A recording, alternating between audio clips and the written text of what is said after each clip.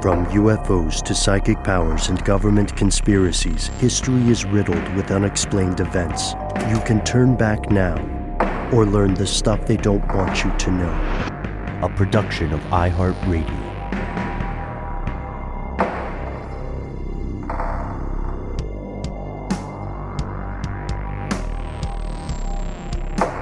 Hello, welcome back to the show. My name is Matt. My name is Noel. They call me Ben. We're joined, as always, with our super producer, Alexis, codenamed Doc Holiday Jackson. Most importantly, you are here. That makes this the stuff they don't want you to know. It is the top of the week as we hurtle headlong toward December. And, oh gosh, fellow conspiracy realists, there is so much strange news. Guys, before we get into it, Kim Jong-un just got some more international attention. He is begging the families and the women of the DPRK to have more children. That's interesting. Isn't it better to have less children in overpopulated parts of the world? Well, Kim seems very, very upset about it. He was speaking at the 5th National Congress of Mothers, and no statement from the Kim dynasty regarding the quality of life in the Democratic Republic. Is AI taking jobs from clergy? The United Kingdom believes that your favorite spiritual guides may soon be replaced by computers, but that's all just mentions. We're going to talk about spying. We're going to talk about the QAnon Queen and Discordianism, what I would say, social hacking for chaotic good purposes. Before we do any of that, as many of us have probably heard recently, for anybody who submitted their DNA to learn more about themselves, you may have gotten some troubling news quite recently. Oh, yes. Very troubling news. There was an incident that we will speak of shortly. Before we even get into it, guys, I ran into a thing with this story that we've run into before, and we made a whole episode about it. 23andMe Holding Company is incorporated in, where do you think? I have to recuse myself. Oh, you already know. Delaware. But the address of their principal offices are in South San Francisco, California. I've actually been to those offices with my team, and I've gotten the sales pitch directly from high up people there about how safe everyone's personal information is when you give something as, personal as literally the stuff that makes up who you are and what you are. They were very adamant about that, as any company collecting that kind of data was and currently would state that they are now and will be in the future. At least they will continue saying that until something like this happens. Here's a news story from TechCrunch on December 1st, 2023. Quote, 23andMe says hackers accessed, quote, significant number, unquote, of files about users' ancestry. Okay, what does that mean? Well, 23andMe apparently on Friday, December 1st, stated that hackers had accessed around 14,000 customer accounts in a data breach of their servers. Now, 14,000 is roughly 0.1% of its nearly 14 million customers worldwide, people who have actually spit into one of those things and sent it in to 23andMe. Mm-hmm. That seems like not that many people. That's 14,000 individuals and potentially data about everything from their login information, their birthdays, usernames, all that normal stuff, that normal private information that you share with all the companies you share it with. But this is, again, also potentially super specific information about you and your DNA. Here's a weird thing, guys. The only reason we know about this is because 23andMe, as a publicly traded company, has to put forward these what do you call them? Reports about all kinds of things. And one of the things they have to report on are instances of hacking, right? Or weird stuff that's going on that might affect the price of their stock, right? Right. Is this the kind of stuff that comes out like in shareholders meetings, or like when does this information it's like even... that. It's like regulatory stuff. Yes, but this one in particular is like, hey, here's a heads up to the SEC, and it has to get published basically. So everybody has to get access to that information because it could again mess with share price or how the company performs on like quarterly earnings or something. Sure. It's weird how informed consent does imply to investors. Yeah, exactly. Just to investors. But hey, if you want to read it, you can find Form 8-KA, Amendment Number 1. It's the current report pursuant to Section 13 or 15D of the Securities Exchange Act of 1934. The date of the report is October 10th, 2023. Oh, snap. That's a banger, stem to stern. You know what I mean? Yeah. Well, and it's great, too, because, it's a report on something pretty serious that happened, right? A data breach. But the way it's written, because it is these official forums, and the way it's written is just, it's beautiful. I highly recommend you read it. You get stuff like this. The information accessed by the threat actor in the credential stuffed accounts varied by user account and generally included ancestry information and, for a subset of those accounts, health-related information based upon the user's genetics. Okay. Which is, again, scary. Like, that's your super protected health information, right? HIPAA could never. No. And health information could be a lot of things. Let's get to why this became a much bigger story. Initially, it's reported by 23andMe, it's about 14,000 users that get affected. Then, 3 days later, on December 4th, there's another TechCrunch article, and I'm just going to read you the headline. Ready? So stoked. 23andMe confirms hackers stole ancestry data on 6.9 million users. 6.9 million. That's a little bit bigger than 14,000. Now, I'm not a math surgeon, but I am tempted to agree with you. This is something we were talking off air a little bit about as well. Like, that's a jump, right? Yeah. So 23andMe initially said the hackers stole 0.1% of customers' information about 14,000 individuals. They also said that they're assessing all of that, right? And they said hackers were also able to access, quote, a significant number of files containing profile information about other users' ancestry, unquote. But it didn't say anything about how many. That's a problem with family trees, right? That's part of it. Well, Sure. it also goes back. You guys remember those conversations we were having about metadata and Facebook and how the connection of just you, and then imagine one user on Facebook, you. Now imagine all the people you're friends with. Now imagine all the people each one of those individuals is friends with, right? That's funny because I was even thinking about a family tree being a form of metadata. In a way, yeah, sure. It's connections to other individuals that also have very private personal information on 23andMe. And that information can get shared amongst users with a special thing called the DNA relatives feature. Oh, finally. Great. Yeah. Cool. Tight. Is this an opt-in, opt-out kind of It scenario? is. Okay. It is. I'm clocking You you. have to opt out, I believe. Of course. Yes. That's when I said opt-in, opt-out, I mainly meant opt-out. Yeah, it's an optional thing that you can choose to do. And within this, it shares with other people you connect with or match with, I guess. It shares your DNA relatives display name. So your display name, right? How recently you logged into your account. Your relationship labels, such as masculine, feminine, or neutral. Your predicted relationship and percentage of DNA shared with your match, right? Your ancestry reports, your matching DNA segments, which is another option within the optional thing. Your location, another option. Your birth location and family names. This feels like you could have some identity problems going on here. Your profile picture, your birth year, your entire family tree can be linked in this section.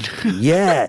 And this goes to, okay. So first off, for a lot of people in the audience, you might be wondering tonight, you might be saying, well, why do I care? Because that is not, for instance, a credit card number, a routing number, or account number, etc. The issue is social engineering. Yes. Now you get a much more effective call from your great grand uncle Lucifius, name I made up. Apologize to Lucifius, who maybe it's not Lucifius calling you directly because he's quote unquote dead. He's probably really dead, and then it's his stepkid. Well, right? No, you're right. And as messed up as it sounds, social engineering used on other companies, just trying to extract little bits of information about you by having a certain amount. Let's say you've got 68% of the information you would need to really impersonate somebody.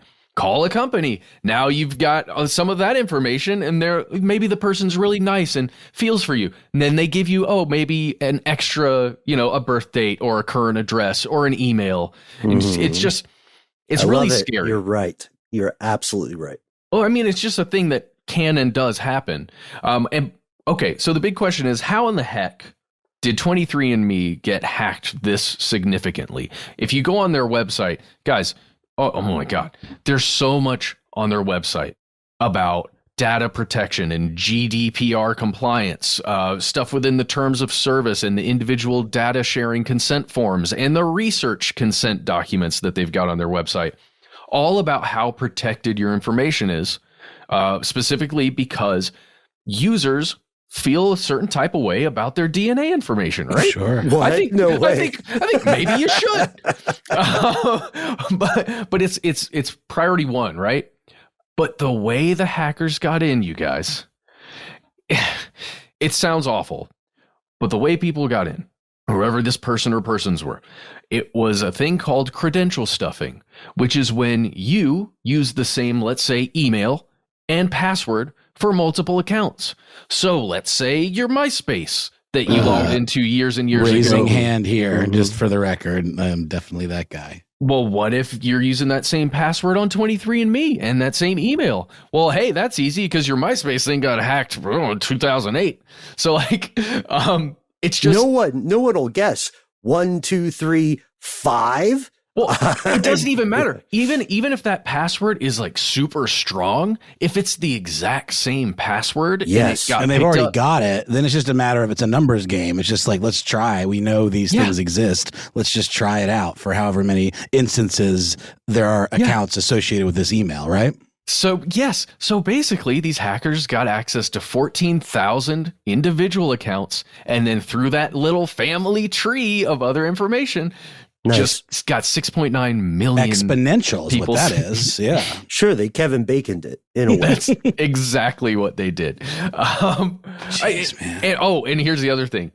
After this, guess what 23andMe is requiring all users to use? I know you have to opt out of the new arbitration agreement that came out in the terms of services. But are they probably requiring you to use a strong password they create for you? Well, first they made everybody update their passwords, but I like where you're going, Ben. Update your password, and now everybody has to use two-factor authentication. Okay, finally. Yeah, wow. Which is like, why anyone doesn't use that nowadays is kind of a wonder, but I guess it is a real pain in the neck, often for users, and then also probably for the company itself. And consider the demographic, not to profile, but what we see in the human experience is that people largely tend to become more invested in their past as they are more confronted by their mortality. What I'm saying in a very diplomatic way is that there is a large proportion of biologically older users, right, who may not have the same digital savvy that a lot of people enjoy, right, and benefit from. Very, very true. Dude, I mean, when you get into this kind of convoluted levels of like change your password every periodically or whatever and two-factor, even the tech savviest of us can get overwhelmed by this stuff. Oh, yeah, for sure. For sure. It's not easy by any means. There's so much more to talk about here, guys. We went on a pretty deep dive into this story as we were all reading about it today. And just going back to the 23andMe like origin story and looking at what the what the original reasoning for creating the company was, and like how they were going to make money and how important it was going to be to get everybody's DNA voluntarily, because we're going to provide a service to let you know who you are, what's going on with your body, the things you might need to be thinking about or worrying about in the future because you've got these genes. If there's a big enough pool, we can learn enough about humanity that then we can predict things, right? Yeah, we could save the world or save more people from terrible diseases. We can even create drugs specifically based on, small pockets of people within that population. But guys, I didn't know this. One of the main reasons that 23andMe has had problems is because the FDA won't allow them to share a ton of information about you that is found in your DNA. Yeah. They won't let them. They're like, no. I know that's that person's spit and that is that individual's, genetic makeup, but you cannot tell them the stuff you found in there. Why? Because it violates earlier existing legislation and also the HIPAA's for others. Like, why would you not be able to find out your own stuff? I don't understand. Right. It's earlier existing legislation regarding the role of a private company as it intersects with your rights as a person, at least in the United States. And granted, in the EU and other regions or other countries, these laws may differ. Your genetic mileage may vary, or at least your rights. Yeah, and one of the FDA's main points is that if you get that genetic information back and then 23andMe as a company says, hey, cervical cancer, you may have like a 17% higher chance of getting that because of the way your DNA makeup is. The FDA is worried that you would make choices about your own health care or get operations done or, seek whatever treatment that isn't necessary, right? Because they're not a doctor diagnosing you with something. They're just a company saying, hey, here's a percentage chance that you are whatever. So it's sort of like a more elaborate version of like WebMD, just like obsessively like looking up things on WebMD. Kind of, but it's your DNA. What the heck? All right, guys, let's talk about this more one day. For now, let's hear a word from our sponsor, and we'll be right back with more strange news.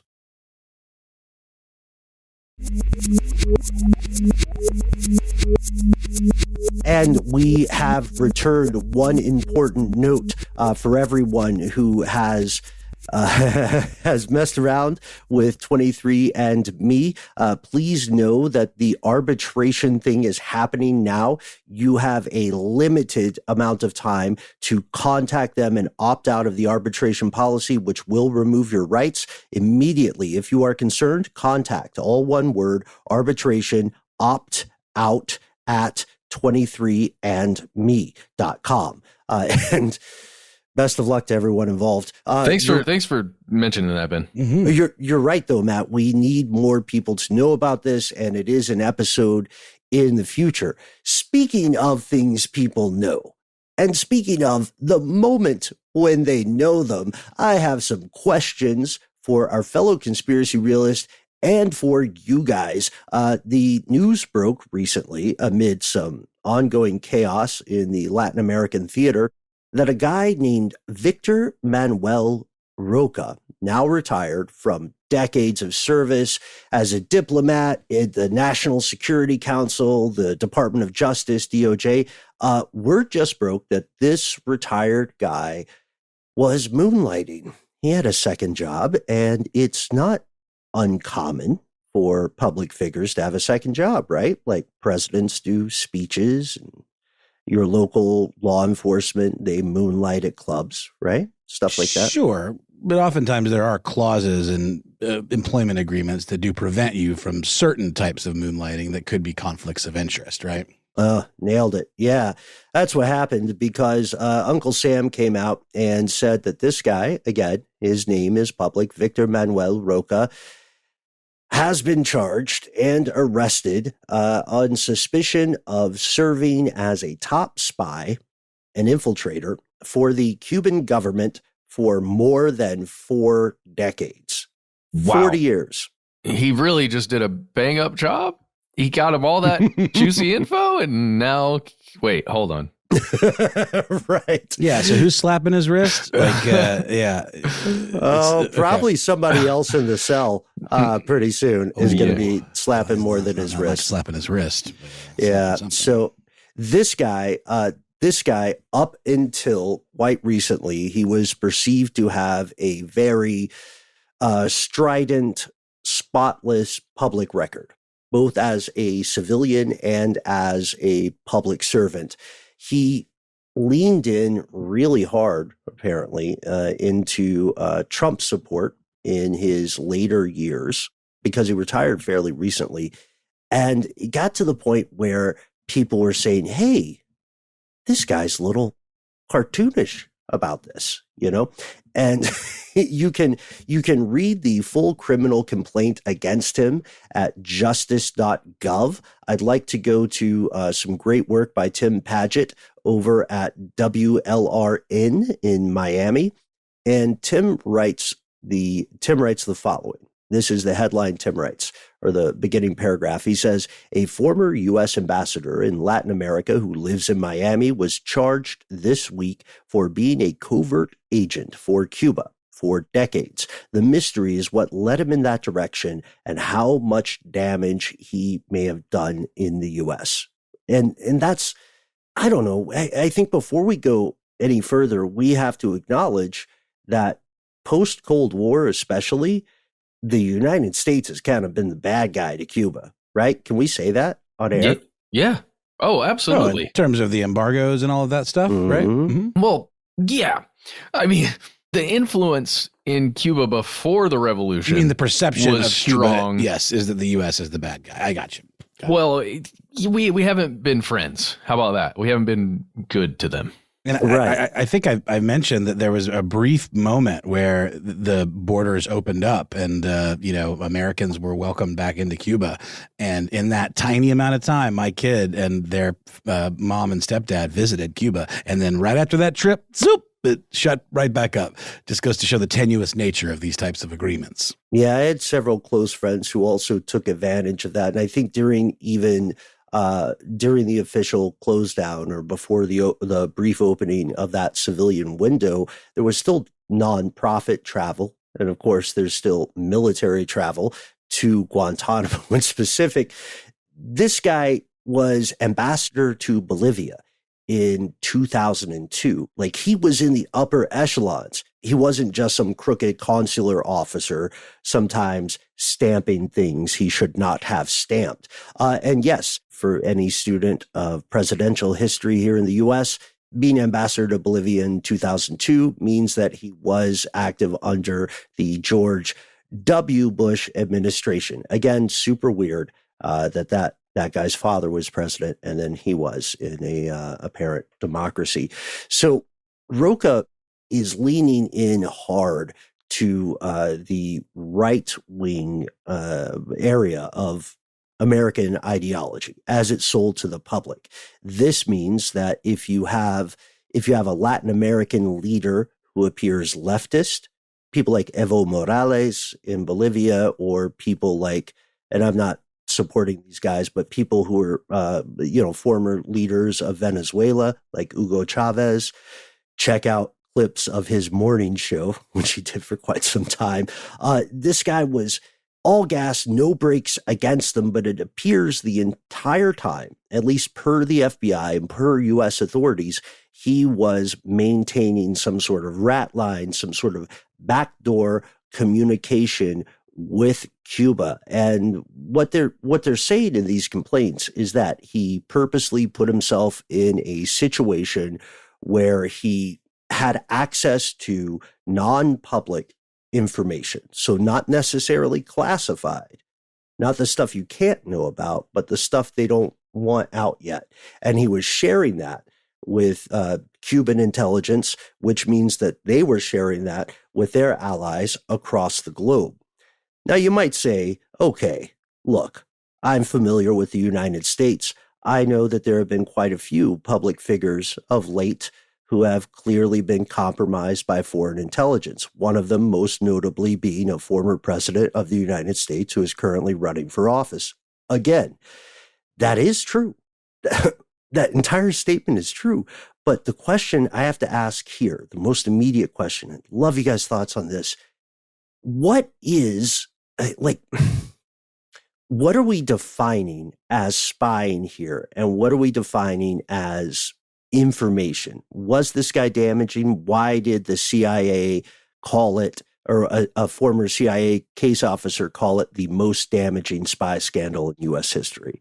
Are they making a mountain out of a molehill? Is there more information we need? I guess it's just a bit weird. If it actually did begin in 1973, I think that's the year, right? When he allegedly made some trip and became a, quote, good friend of the Cuban intelligence, whatever Cuban intelligence apparatus. That's a lot of time to be in, working through public offices in the State Department, gathering intel at, all of these different embassies. Because how many embassies has he worked at? I don't even know. It's probably less than a dozen, but it's a lot. Well, that's still more than the average person, right? Yeah. But what actions do you think could have been taken from that stuff? If he's just assisting the Republic of Cuba, what does that mean, right? Yeah, that's a great question, Matt. What it means is that it gives the Cuban government visibility on future plans. Got it. It gives the government of Cuba the context in which those plans are germinated, in which they occur. And so when he is arrested, the first time this is reported in the West is by the Associated Press. When he is arrested, we hear multiple diplomats, former peers of his in intelligence circles, saying that they had no idea. They're all saying he had the keys to the kingdom. He had the crown jewels. If it's something had to do with Cuba, this guy saw it. And I want to also shout out great work by 4 journalists over at the New York Times, Glenn Thrush, Ernesto Londono, David C. Adams, and Francis Robles. You can read a great story about this retired U.S. diplomat accused of working as a secret agent for Cuba. Attorney General Merrick Garland, maybe a familiar name to some people, Merrick B. Garland, says that this is one of the highest reaching, longest lasting infiltrations of the U.S. government by a foreign agent. So sorry, Russia, good hustle.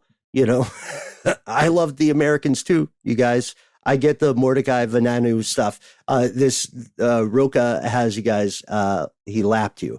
He's got you at a loss. I don't understand this, Ben. This guy who made it this far, undercover, completely, nobody knows, right?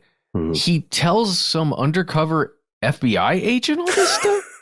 Right.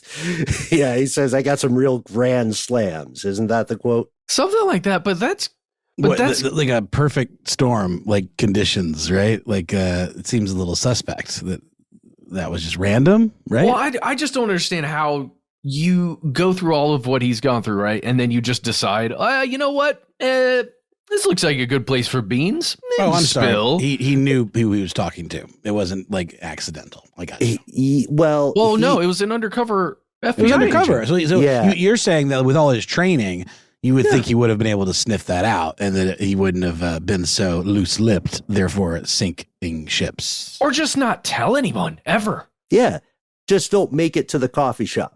You know what I mean?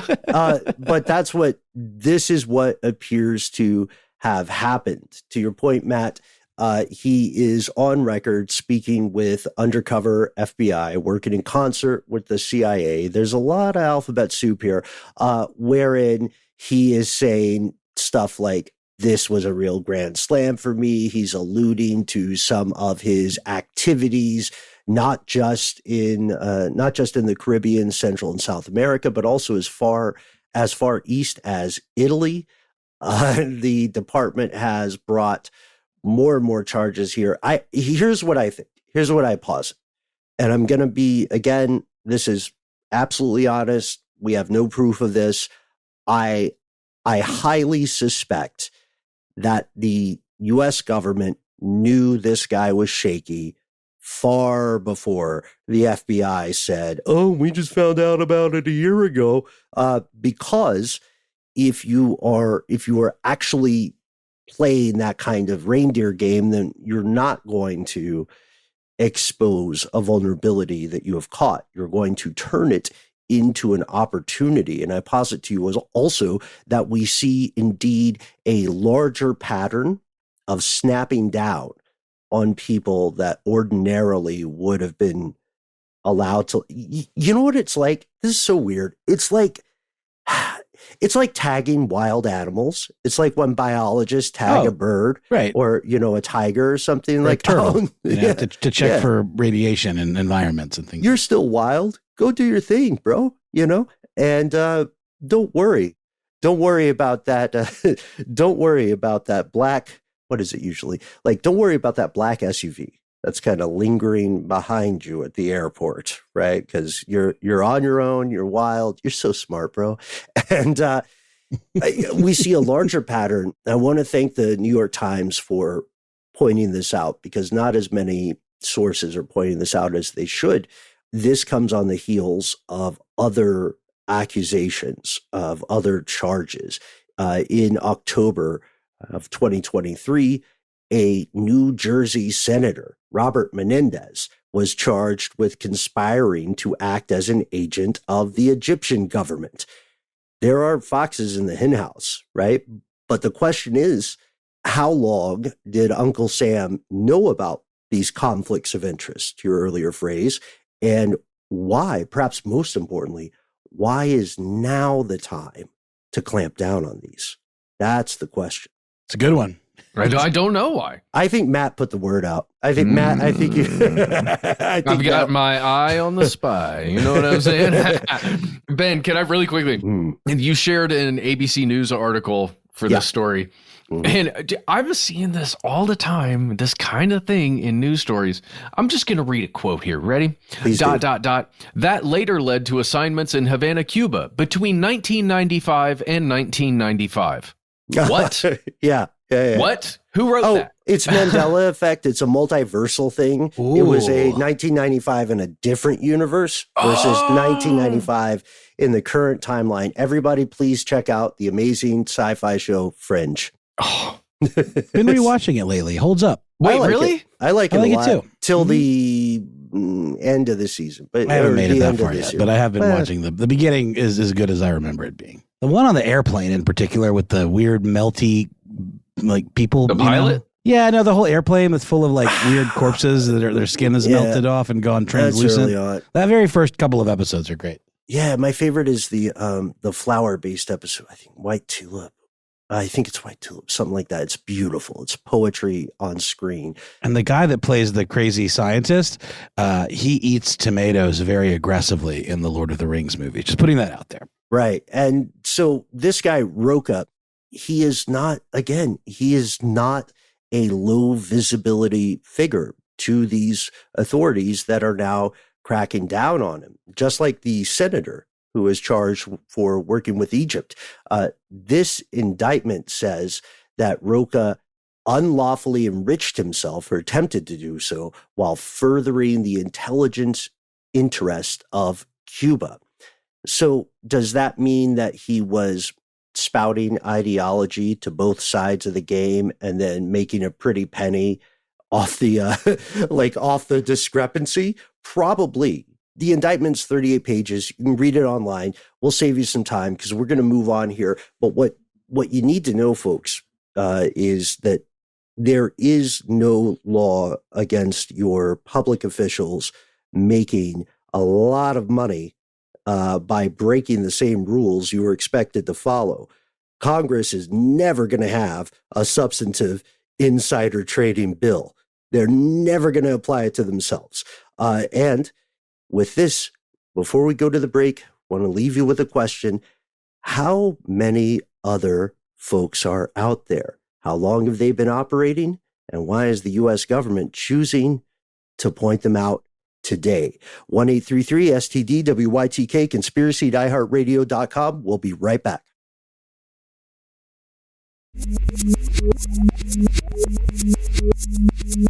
And we have returned with one final piece of strange news in the way of an update. We've done a couple of updates on this topic recently. The QAnon Queen. Y'all remember the QAnon Queen? Yeah. Oh yeah. Didulo, Romana Didulo. Have you guys seen that movie or read the book Dr. Sleep?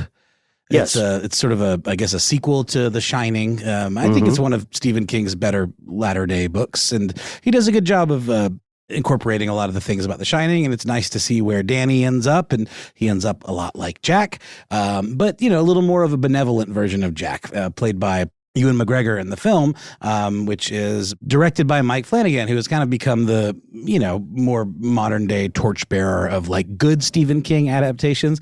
But there in that book and in that movie, there's a roving band of psychic vampires that live in caravans, and they rove around the United States looking for people that possess the shining, that ability, and then they suck them dry of their They powers. get the steam. The steam is what they call it, right? So Didulo and her whole posse and their weird, like, intimidation of Canada, roving around in these like motorhomes. For some reason in my mind, I connect it to that in terms of just like, oh, you don't want to see them rolling into your town. And that was certainly the case when this group occupied an abandoned school in a small town in Saskatchewan.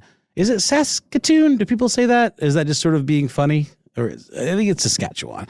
But we've talked about, that was the last thing we talked about, where they essentially occupied an abandoned school in this very, very small town, like in the, numbering in the thousands, like in terms of population.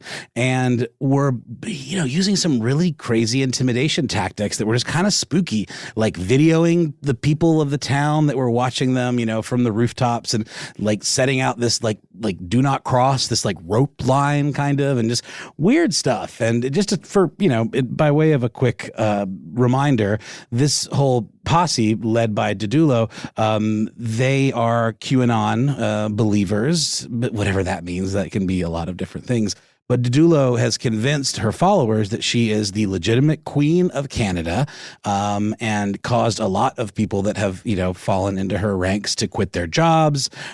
She was convincing them that they would, didn't have to pay their bills. And subsequently, a lot of them like lost their homes and had their power turned off and their utilities turned off and all of that. But as is often the case with people that really go down the rabbit hole with cult leaders, they still were in her corner, even when things went completely pear-shaped in terms of their actual lives.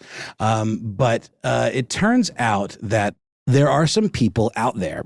You maybe will recall that Didulo was using Telegram, which is an app that's like an encrypted kind of chat sort of app, often used by drug dealers and folks that don't want people to be able to access the information that they're putting out there. Because it's encrypted, you have to be invited to these private channels, and Didulo was using Telegram in order to spread her doctrine, whatever it might be. And let's be honest, it's very vague what her whole thing is.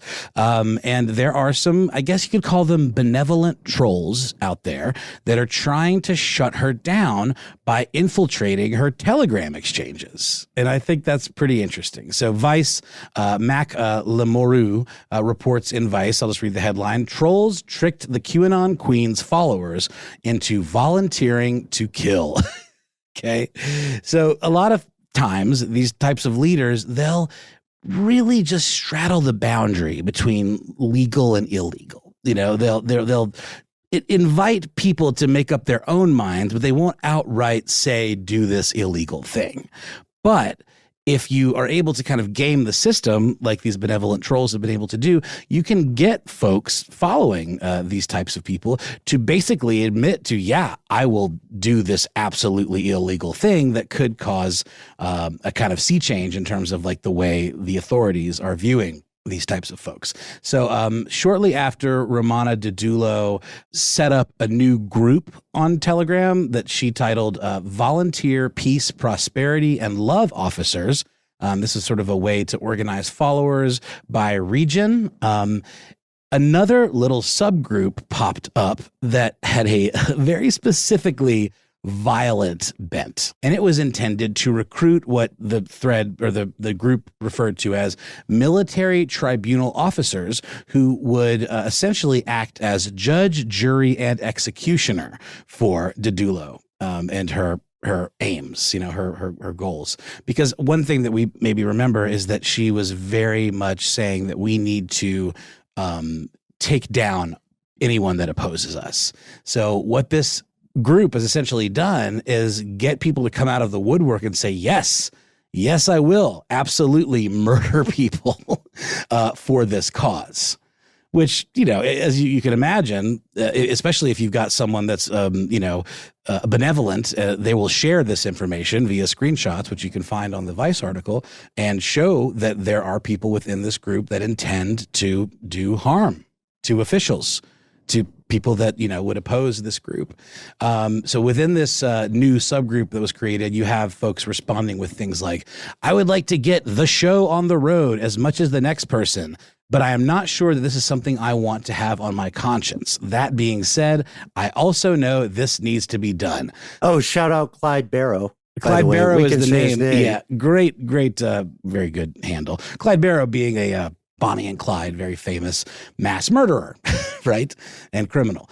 So within this group, at this point, people start bandying back and forth. How can we kill our enemies without being too obvious about it? And this is maybe my favorite part, is one of the popular methods was taking people out into the Alaskan wilderness and leaving them to be devoured by polar bears. But see, here's my problem. Mm-hmm. How can you differentiate someone who is actually a part of the group from someone who is on there to troll? Because that quotation could be from an Uber troll on there, right? Absolutely. It's a good point, but at the end of the day, this effort is still kind of interesting, right? No, for sure. Can we at least agree with that? 100%. I guess what I mean is, like, once you begin the troll en masse, like if you've got more than one person. Dude, yeah, especially when you're hiding behind a nondescript screen, like there's really no way to determine who you actually are and how serious you actually are. And honestly, it's not like, short of cyber, let's say, forensic techniques, can you actually trace this stuff down to an individual? And part of the whole deal with Telegram is that you kind of can't do that unless there are methods that I'm not aware of. The whole deal is that it's, encrypted. And add to, by the way, the just to interject here, add to the fact that by the nature of what you're describing there, with Telegram, with any encrypted or encrypted app, there's also there's no real barrier to infiltration. Sure. So it's That's super exactly right. it's super easy to, even if you agree with the cause, it's super easy to be an armchair warrior. There are probably a lot more people online who see themselves as a supporter or loyal subject of the QAnon Queen who have never visited even Canada. That's very true. And this reminds me of the Riddler character in the Batman movie, and how that person used social media and, probably I think it was sort of an encrypted kind of like, peer-to-peer kind of chat that he used to coordinate what ultimately was a terrorist attack. But you can't, to your point, Matt, you can't really differentiate between bluster and actual action until you do the action. You just can't, right? But this person, Dogwood, who I think is the sort of brains behind this whole, attempt to expose some of these members, this is what Dogwood had to say. And Dogwood used their screen name to protect themselves from any, fallout or damage to their career. It did expose some of the bloodthirsty nature of the followers. It showed how dangerous these people really are. They can be told anything by the cult leader and they believe her and act on her orders. Wow. And it would seem that this is something that this Dogwood and their ilk or their like do kind of on a regular basis. It's sort of like a white hat kind of hacker kind of mentality, I guess, where you are, again, to your point, like infiltrate is maybe a strong word, because all you have to do is just join the group or get an invite or whatever. I mean, it's not that hard to get an invite to a Telegram channel, because what do cult leaders want to do? They want to recruit people. So they're not always vetting people that are like becoming members of their channel. They want to have as many people as they can, and as long as you're seeming to be, of their way of thinking, then they're probably going to welcome you in. But Ben, you found a really good quote, I believe, also in the Vice article that sort of spells out this Dogwoods mentality. Oh yeah, well, to your point from the idea of recreational Discordianism, right? Acting as an agent of chaotic good. Dogwood points out that they are doing this somewhat recreationally. They're not being paid to do so. I think the quote you're referring to is specifically where Dogwood says, who is identified as male in this Vice article, says, quote, "Some people play video games. We infiltrate cults." Which is kind of cool. It's something to think about the next time, like Doc and me are deep in Starfield logistics. Maybe if the game gets too complicated or whatever Dark Souls or whatever No Man's Sky we're playing, guys, maybe we should all just team up and infiltrate a cult's Telegram. Parlay that energy into like something that could potentially, yield dividends. Well, let's work for Cuba. Surely they've got a Telegram. We'll never get caught. Well, and there's another interesting quote from Dogwood is, "They prey on vulnerable people. We are vastly smarter than this cult, especially on a ridiculous, childish platform like Telegram. We are always there to expose them, point out their falsehoods, and track their locations. It's to take our nations of Canada and the U.S. back from the pandemic vultures of the internet." I love that phrase. It's so pandemic good. Vultures. It's so good. Perfectly, poetically encapsulates so many grifts that occurred during the COVID shutdown. And by the way, I think it's important for everybody to realize COVID continues. Mass media in our is minds. COVID continues, but also mass media is severely downplaying it.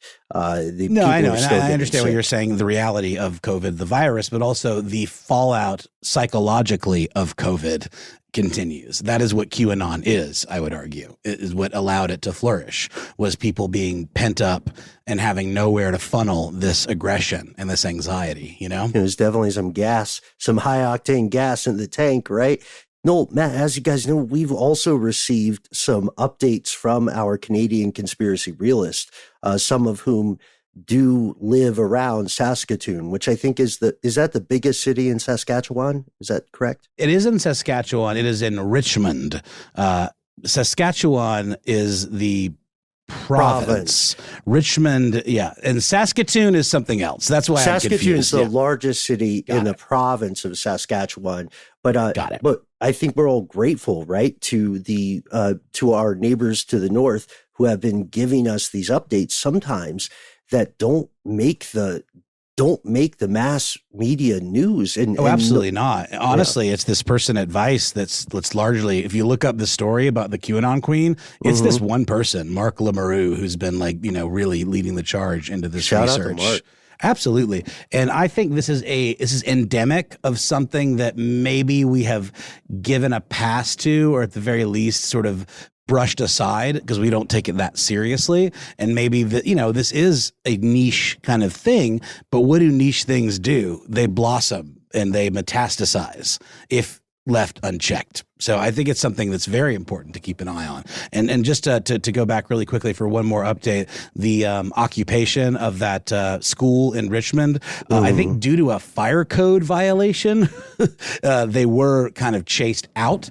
It was something like there was a video that showed like a heater or something leaning against some sort of propane tank, and an inspector came and said, "Y'all got to go," because I think they were exercising squatters' rights. I think that was sort of what it was that sort of allowed them to be quote unquote legitimate in their occupation of that space, because it had been abandoned for so long. And they weren't actually hurting anybody or threatening anybody directly. It was more like they were menacing people with their camera phones and stuff. But similar to Waco, right? Like it is. That's the thing. Yes. They were outwardly threatening people at first, but internally totally they were building not. An apocalyptic narrative. That's exactly right. And apparently they have left this school in Richmond, but they haven't gone far. There is a farm, another abandoned space, I believe, nearby. And a lot of the locals there in Richmond are concerned they're going to come back. So I think and this one there. It's very interesting stuff and very eerie. And again, a huge shout out to Mac Lemereau. Forgive me if I'm mispronouncing your name, but because I think this is a very important work. And whether or not this person is going to take over the whole of Canada or the world, there are people that think this person has something of value to say. And that's kind of scary. Agreed. Adding some more frightening Yule to the log here. How we have to wonder how many cultic organizations don't get mass media attention because they are not attached to viral headlines like QAnon or other buzzwords. Let us know what's going on in your neck of the woods. Let us know your experience with 23andMe. And, if you are currently spying for a government while working as a U.S. official, why not give us a shout? We'd love to hear from you. We promise not to snitch. Fingers crossed. There are a lot of ways to find us online. That's right. You can find us at the handle Conspiracy Stuff on X, Facebook, and YouTube. Conspiracy Stuff Show on Instagram and TikTok. Hey, we have a phone number. It is 1-833-STDWYTK. When you call in, give yourself a cool nickname. You've got 3 minutes. Say whatever you'd like. We just can't wait to hear what you're going to say. We just can't wait. If you don't want to do that, why not instead send us an email? We are conspiracy@iHeartRadio.com.